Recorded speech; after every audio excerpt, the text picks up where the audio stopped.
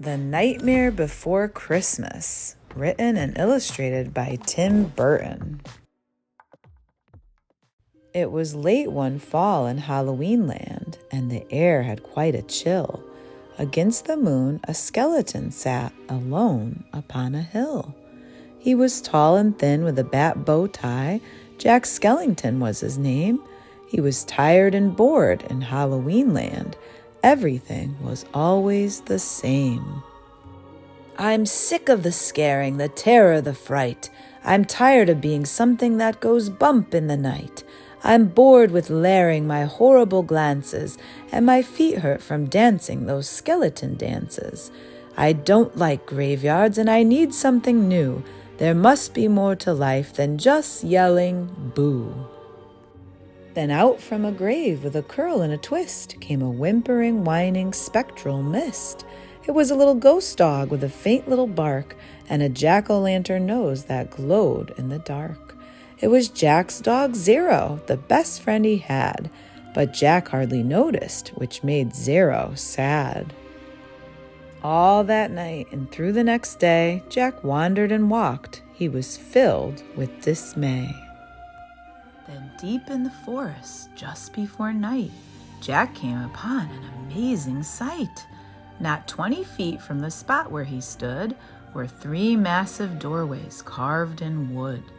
He stood before them, completely in awe, his gaze transfixed by one special door. Entranced and excited, with a slight sense of worry, Jack opened the door to a white, windy flurry.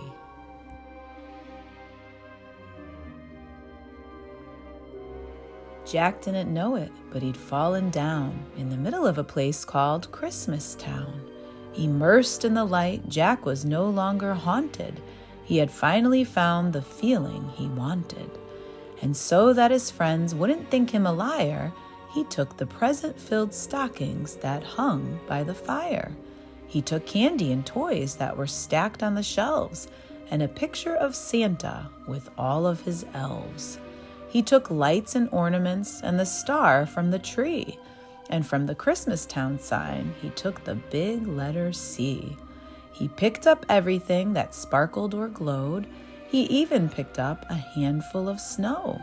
He grabbed it all, and without being seen, he took it all back to Halloween. Back in Halloween, a group of Jack's peers stared in amazement at his Christmas souvenirs. For this wondrous vision, none were prepared. Most were excited, though a few were quite scared. For the next few days, while it lightened and thundered, Jack sat alone and obsessively wondered, why is it they get to spread laughter and cheer while we stalk the graveyard spreading panic and fear? Well, I could be Santa, and I could spread cheer. Why does he get to do it year after year? Outraged by injustice, Jack thought and he thought. Then he got an idea. Yes, why not? In Christmas Town, Santa was making some toys when through the din he heard a soft noise. He answered the door, and to his surprise, he saw weird little creatures in strange disguise. They were altogether ugly and rather petite. As they opened their sacks, they yelled, "Trick or treat!" Then a confused Santa was shoved into a sack and taken to Halloween to see Mastermind Jack. In Halloween, everyone gathered once more, for they'd never seen a Santa before. And as they cautiously gazed at this strange old man, Jack related to Santa his masterful plan. My dear Mr. Claus, I think it's a crime that you've got to be Santa all of the time. But now I will give presents and I will spread cheer. We're changing places. I'm Santa this year. It is I who will say Merry Christmas to you, so you may lie in my coffin, creak doors, and yell boo. And please, Mr. Claus, don't think ill of my plan, for I'll do the best Santa job that I can. And though Jack and his friends thought they'd do a good job, their idea of Christmas was still quite macabre. They were packed up and ready on Christmas Eve day when Jack hitched his reindeer to his sleek coffin sleigh. But on Christmas Eve, as they were about to begin, a Halloween fog slowly rolled in. Jack said, "We can't leave, this fog's just too thick. There will be no Christmas, and I can't be Saint Nick." Then a small glowing light pierced through the fog. What could it be? It was Zero, Jack's dog. Jack said, "Zero, with your nose so bright, won't you guide my sleigh tonight?" And to be so needed was Zero's great dream, so he joyously flew to the head of the team. And as the skeletal sleigh started its ghostly flight, Jack cackled, "Merry Christmas to all, and to all a good night."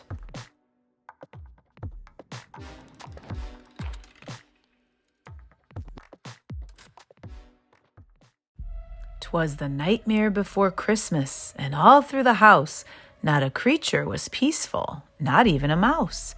The stockings all hung by the chimney with care, when open that morning would cause quite a scare. The children all nestled so snug in their beds would have nightmares of monsters and skeleton heads.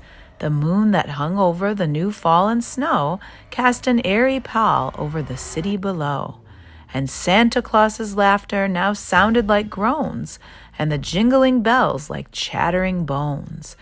And what to their wondering eyes should appear but a coffin sleigh with skeleton deer, and a skeletal driver so ugly and sick, they knew in a moment, this can't be Saint Nick.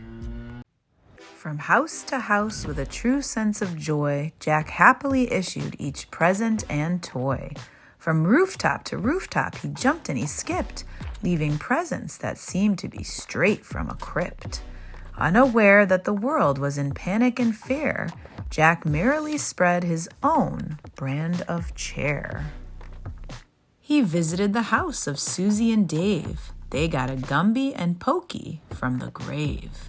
Then on to the home of little Jane Neiman. She got a baby doll possessed by a demon. A monstrous train with tentacle tracks, a ghoulish puppet wielding an axe, a man-eating plant disguised as a wreath, and a vampire teddy bear with very sharp teeth.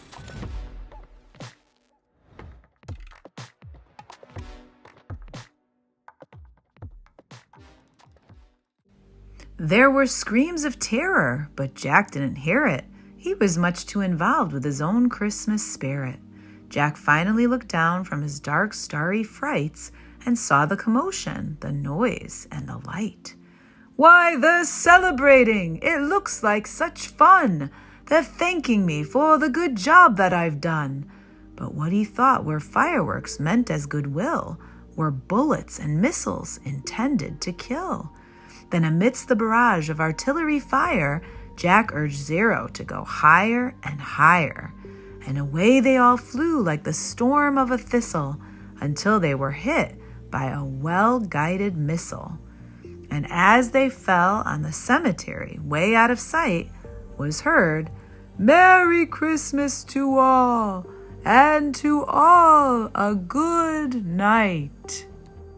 Jack pulled himself up on a large stone cross, and from there he reviewed his incredible loss. "I thought I could be Santa. I had such belief."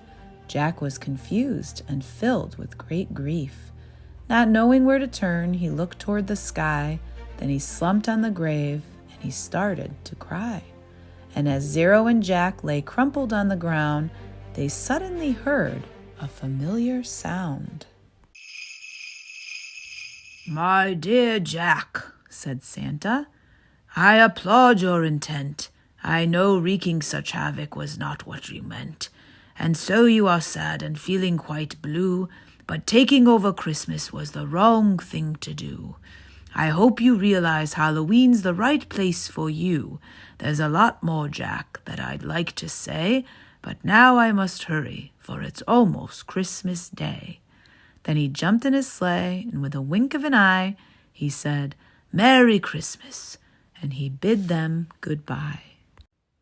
Back home, Jack was sad, but then, like a dream, Santa brought Christmas to the land of Halloween.